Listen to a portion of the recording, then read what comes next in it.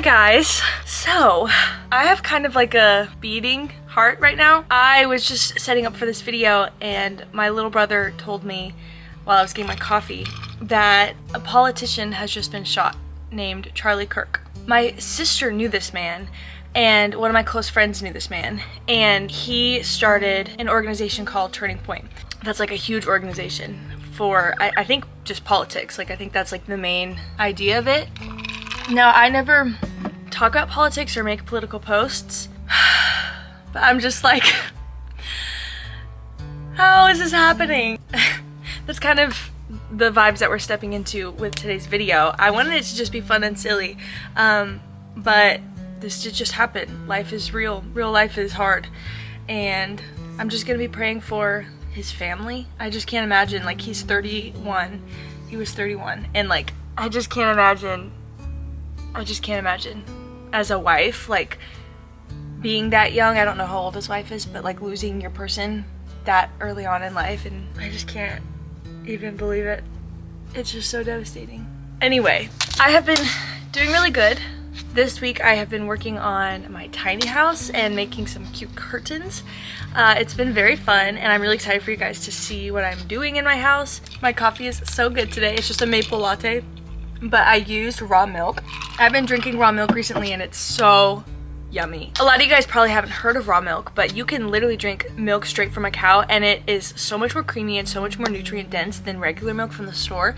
And I have a lot of people around me that sell it, and so I was like, I'm just gonna buy it. So I have some, and it makes my coffee 10 times yummier. I love doing these little Q&A videos with you guys, and I compiled up some questions that you guys have asked me over the course of the last couple weeks, and we're just gonna sit and chat today.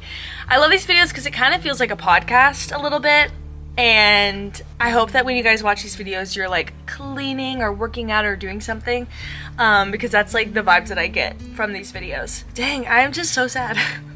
I am so sad. It is just so terrible. I feel like it's hard, like, when you're not living around grief and like that kind of violence all the time. I think it's really easy to forget that it exists. I mean, obviously, if you're the kind of person who watches the news every day and is really like invested in all these things that happen in the world, then you're gonna be less surprised by it. But I definitely, like, I don't watch the news a lot. I try my best to kind of stay out of things, and like, I'm not really a media consumer, and so when I find out that devastating things happen, it like is just so jarring, and it's just so hard. Like, I forget, like, the world is so dark. It's such a dark place, because in my day-to-day life, you know, I'm just like being me. I'm seeing friends and shopping and whatever, getting chores done, and I forget, like, there are tragedies happening all the time, and it's just so heavy. It's so heavy, and yeah, that's all I have to say about that. Let's lighten the mood now with some fun questions. Okay. The first question is, what's your funniest memory of growing up on YouTube? Is there a specific person that you fangirled over when you met them? So, when I was growing up in YouTube, I would go to these YouTube conventions. They were such a blast. It's actually where I met some of like my best friends. One of my like long distance best friends I met at a YouTube event. So many crazy things would happen during these events. Like, I met David Dobrik, I met Liza Koshy, I met Alicia Marie, Laura DIY, Alex Wasabi. I just met everybody.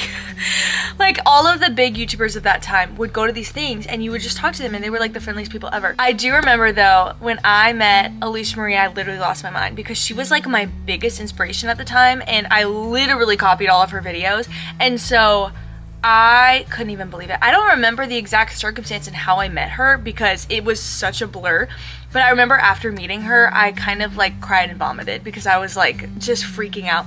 I didn't tend to be a fangirl that like really that much when I was little, because I think that I would watch people on YouTube and then see their face in person. For some reason, it wasn't that crazy to me. It just felt like that's the YouTuber I watch. Like, on one hand, it is crazy, and there are moments where you're like, oh my gosh, that person exists and is real, and that's crazy.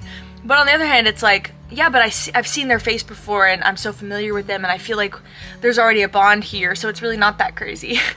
So yeah, I didn't freak out that much as a girl meeting all these people, and then every once in a while, somebody would like really strike me. Oh yeah, this is so good. The next question is, did you enjoy your life as a homeschooled kid? I love talking about homeschooling because it's so important to me because it's literally all I know. Like, I never went to public school. I only ever went to private schools or co-ops, and I've never gone to school every single day of the week, ever. That's just never been a reality for me, which is so crazy because I've grown up alongside people who that is their reality every day. They go on a bus every day. They get home to their houses at 3 p.m. every day. That to me is just like wild. Now, I was never really much of a school person.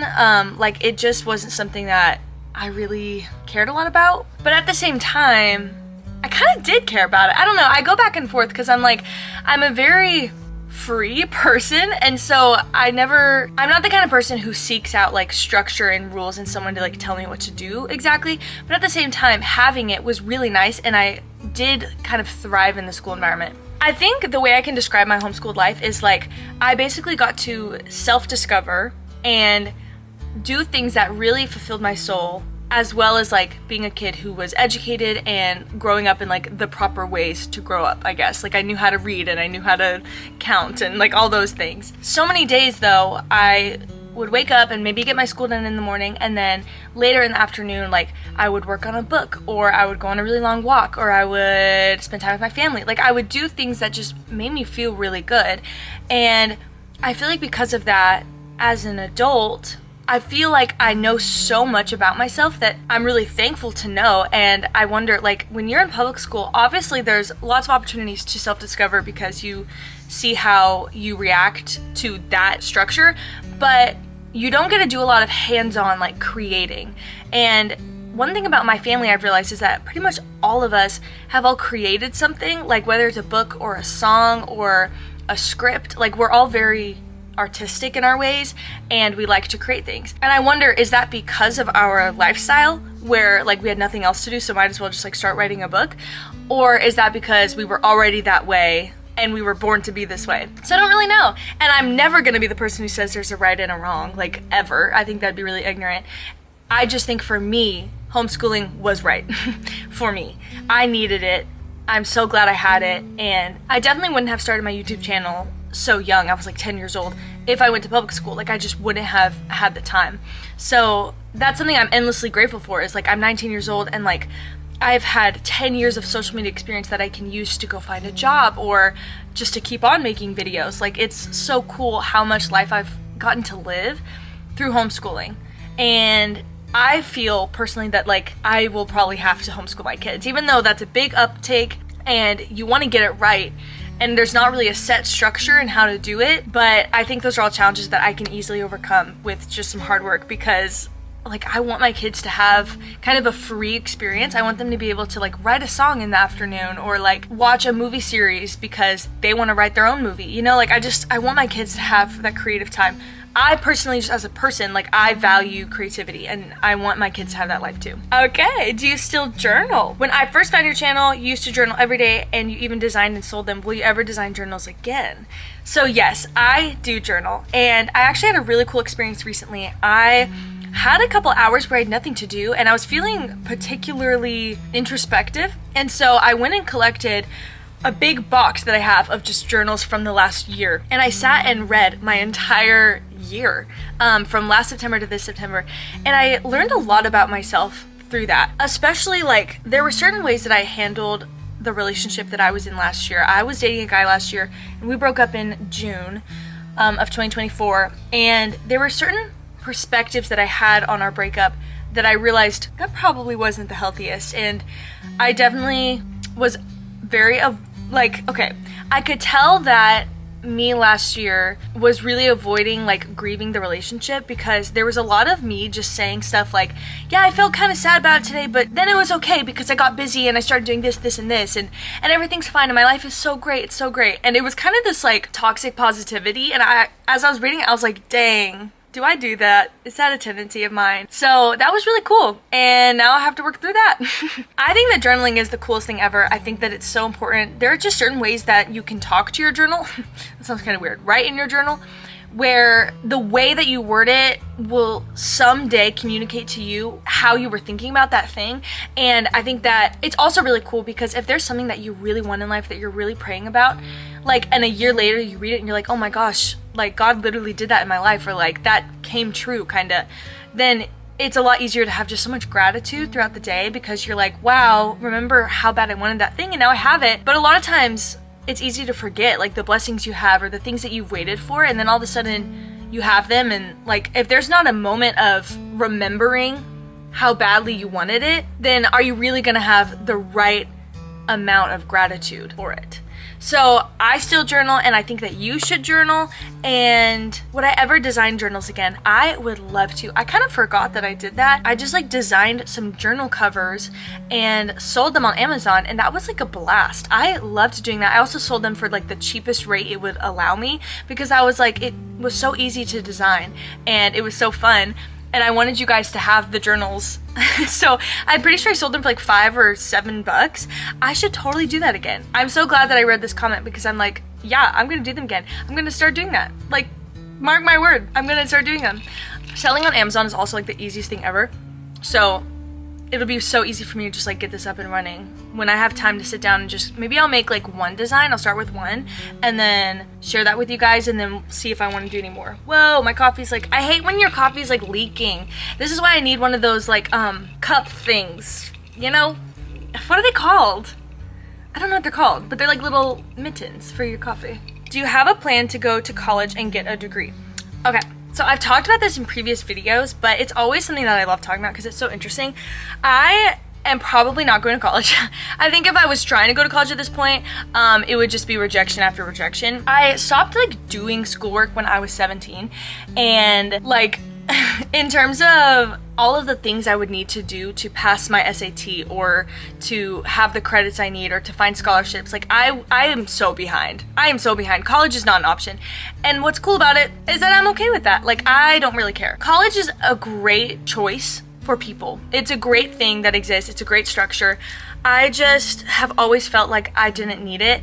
There was a period of my life where I really wanted to go to college, and I was like 15 and I really thought about it, and just the amount of work I would have to do to get there, I just wasn't sure that like it was worth the commitment for me, because I knew that the second I started working on this, I would get distracted with working on something more immediate, like another YouTube series or a new song or something like that. In my last video, I talked a lot about kind of just how I'm very diverse of a person, and I've always struggled with knowing like what exactly I wanted to do with my life, because I have so many interests. And I feel like since I verbalized it out loud and talked about it in that video, I really haven't struggled with it the same way. Like, I know it's only been, I think, 3 weeks since that video. I kind of have a lot better perspective about myself. I feel like I've started to embrace the fact that like I'm very diverse, like I have all these things that I love, and I feel hope that there's a way that I can like have a successful career and be on a team of people and not have it be so chaotic. And I feel like it will use all of my gifts and all of the things that I love. And I think something like that to me sounds like movie making. You guys don't know this literally at all, but my dad actually started or helped start a film club in our local community, and it's basically for anyone who's interested in film by any means, like acting, production, composing, music, what else? There's so many people involved in the club. Just anyone with an interest in film. And my dad's like dream is to basically help all of these people be a community that then go and make movies. Also, my brother-in-law studied film in college, and he wants to make movies. Like, that's like his dream in life. And there actually might be an opportunity for me to work on a movie with him and some of his friends. So I kind of feel like that might end up being my future. I know that that would be so cool and so crazy, so I'm trying not to get too excited, but like filmmaking is just like huge in my family and my community, and I feel like film includes so much of what I love. Like, I love photography, I love color analysis, I love music, I love design, like I love decorating things, and film like needs all of those things. And I wonder, like, is that where I'm going to go in life? Am I going to work on movies in production design? Or I think that would be it. That's like the best option. My ultimate dream would be to write music for movies. Like the way that like Frozen has songs and Moana has songs. Like, if I could like write the soundtrack to a movie, I would just be so happy. But I think that's something that would have to come a lot later in life, because I would have to be more known in the movie industry first. But I don't know. I am just kind of feeling a lot more at peace with like who I am, and like I am very diverse. I do struggle sticking to one thing at a time, but God's created me this way, and I think it's okay. Like I'm accepting it about myself and I'm not like upset anymore. So I don't know, it's cool, it's really cool. Okay, where do you see yourself in 5 years? I kind of feel like I answered this in one of my first Q&As. To be totally honest, I see myself being married. I like have so many dreams and so many loves and things that I want to do, obviously. And if I were to work on movies and like be in that world, I would love that, and I would absolutely be doing that in 5 years. However, the most important thing to me is that in 5 years I am married. I would be 24. I'd be 24 years old, and I think that's a great age. I want to be married so bad. When I think about living life alongside another person, I'm just like, oh right, I forget that that's what I'm looking forward to, and that's why I do what I do every day. I've had it on my heart since I was so young. I think seeing my sister and her now husband dating throughout my whole teenage years kind of planted the seed of like getting married young, because they got married, they were engaged at 19 years old and then they got married at 20 years old, but they had been dating since they were like 14, and we all kind of knew within a year like he was the one. And so from my like 12-year-old perspective, my sister has had this man in her life longer than I can remember him not being in my life. And so I feel really familiar with the culture and the idea of getting married young, but also I just want to. I just really want to. And I think that the idea of like growing alongside someone and watching them age and watching them like make decisions and stuff for like as long as possible, I think that that's just so beautiful, and I really want that. And I really hope that I'm not the person who ends up not being married young. Like I'm so deeply afraid of being 30 and single, and I just feel so sad for like people who want to get married who just don't have an option. And I'm just like, oh my gosh, this is like toxic of me. I just don't want that. I'm like, I don't want that. I want to run away from anything that leads me in that direction. But I also know, and I really have to pray about this, that like God's timing is so much better than mine could ever be, and I know that, and I know whatever he does for me is good,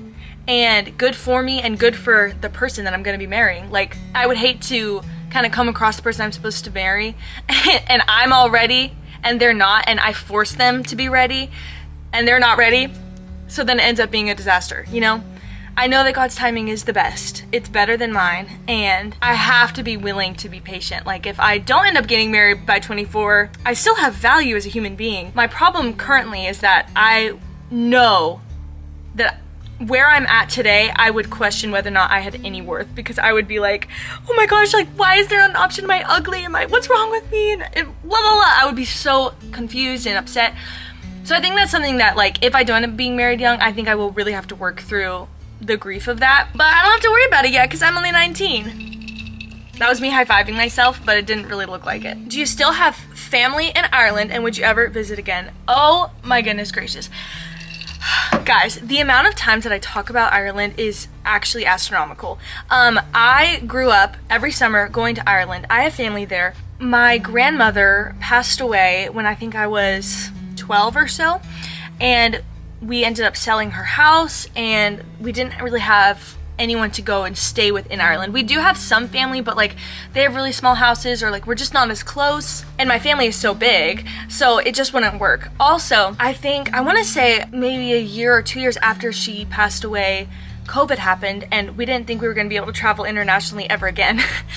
And since then, obviously we can travel internationally again, which is awesome, but planning a trip with my whole family is kind of just impossible. Like, it's so impossible. When you have like adults and young kids and we're all entrepreneurs, it's like, you're never gonna find a good time. So I'm convinced that the only time I'm gonna get to go to Ireland is if I plan it and I go by myself or with one of my best friends. Like, I'm convinced. But I have to go back. When I tell you that I feel like this inner Celtic call always, like, and even just thinking about it just gets me too excited. Like, I feel like I need to go and be in the grass, in the trees, in the breeze, and I need to go and sing in the hills. Like, I need that, and I miss it so bad. Like, I love Texas. I'm gonna live here forever. I love my small town. I don't care that everywhere I look I can see a highway from the distance. It is what it is, you know? But when I think about Ireland and being there and the nature, the pier, the water, the scones, I'm like, I have to go back. I have to. I could cry thinking about it. Like, it's just the most beautiful place in the planet. And I'm so lucky that I got to go there as a kid, because I will never forget what it felt like to be there. Like, I think that cold weather really just is for me. It's just, I just love the cold. And so when you would like step outside, feel that cold breeze on your face, it was like the most exciting feeling ever. I just felt so alive there. And a lot of times when I'm writing, I tend to tap into like how it felt to be in Ireland. And it's also just such a romantic place. Like, that's where all the poets were born. And I just feel like I'm one with Ireland, and I want to marry an Irish man. If that was a possibility, oh my gosh, I would love that. Like, if I married like a really tall redhead Irish man, like I would do that. I know that sounds really funny, but it's true. Can we get an update on your love life? Okay, so in my last Q&A, I mentioned that I am in somewhat of a complicated love life situation, and I really haven't been able to share any details because it was so like, and I didn't know what was gonna happen per se, so I had to keep it all private. What I will say is that one of the situations, because there's more than one, LOL. It's okay, I'm 19, I'm supposed to be living my free single girl life. I did go on a date with somebody, and not to be the worst person ever, but it wasn't good. I'm really glad to have had that experience, because the more bad dates that I go on, the closer I feel like I am to being with my husband. You know, I'm a very chatty person, and I think that when I am really comfortable with you, silence is totally fine. Like, it's totally fine, and I'm completely comfortable. But if we're on a first date and we don't know that much about each other and you are completely silent, I'm going to feel uncomfortable.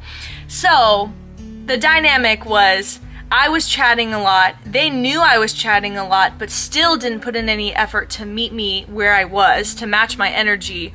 And so then I just felt kind of discouraged and tried to play around with silence. It was too uncomfortable, then would try and chat, but was running out of things to chat about.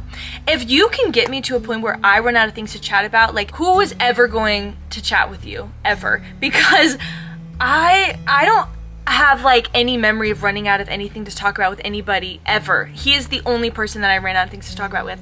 So I'm glad that things are kind of clearing up, and I feel like the conclusion is becoming more clear. And I'm sorry that I'm talking in such vague terms. One day I'll give you the entire story, but I know that at least that option is not an option. So basically what ended up happening was we kind of had a conversation, and I was like, so how are you feeling about this? And they were like, I don't really know. And I was like, yeah, so I don't really know either. And then we went a couple days, and then I sent a text message, which might not be the best move, but at the same time, I felt like we both were super clear, and I felt like we both just knew this wasn't gonna work out. And so I sent a text message and was like, hey, I kind of feel like we're already on the same page, but let's just clarify here, we're just friends, right? And this isn't going anywhere. And he was like, yeah, basically. I couldn't believe it. I haven't really ever friend-zoned somebody, but honestly, I don't even know if I friend-zoned them. I kind of feel like it was a mutual, we friend-zoned each other. I think that the vibe was just not there at all, and I'm wondering if maybe his vibes are better around somebody different. I just am very chatty, and I'm sorry not sorry about that. Like, I am who I am, and I think I just really am looking for someone who can match my energy and chat as long as me, and even if you can't chat or contribute to the conversation, ask questions. I know a lot of more introverted people that I love. Whoa, I just swallowed all that ice. No thanks. But those quieter people ask great questions, and they listen and they care. It's like, you don't have to be high energy, but as long as I know you're listening and you care, then I know we're actually getting somewhere and we're connecting. If we're not connecting at all, then why are we here? Why are we on this date? You know? He literally didn't ask me a single thing about myself, and so I started just like telling stories about things that I felt like I could talk about. Like, I would be like, oh my gosh, this one time I recorded this song and guess what happened? Like, I was having to be so entertaining, which is very draining because I kind of feel like he didn't care. So I would say all these things and then he wouldn't respond to them. So I was just like, okay, now I feel bad for even opening my mouth. So this is just like a lose-lose. I don't really know how to get out, like how to fix this. And yeah, so he's not my man, and that's okay. That's not the end of my love life. I have so much. lore going on right now. And again, one day you guys will know the whole story back to front. You just have to wait because I can't say anything before I know what's going on. Okay, that's gonna be it for this video. I feel like this was one of my shorter Q&As, but I also said that last time and it ended up being 30 minutes. So I have to go and bring my little brothers to youth group now. We're all going to church together. I'm a leader at their youth group, which is so sweet. And I love it. Just to like kind of conclude what I was talking about at the beginning of this video. Guys, the world is super, super heavy. And I'm just thankful that there's this space that is just full of positivity and light. Like I feel like I never have haters unnecessarily, and I feel like the people who watch my videos are so positive, and I'm so grateful that like this is just such a good place because it's not easy to find something so positive in this life, in this world. Like our world is very broken and very sinful. So thank you for being here. It really does mean the world to me. And yeah, that's it for this video. Bye bye.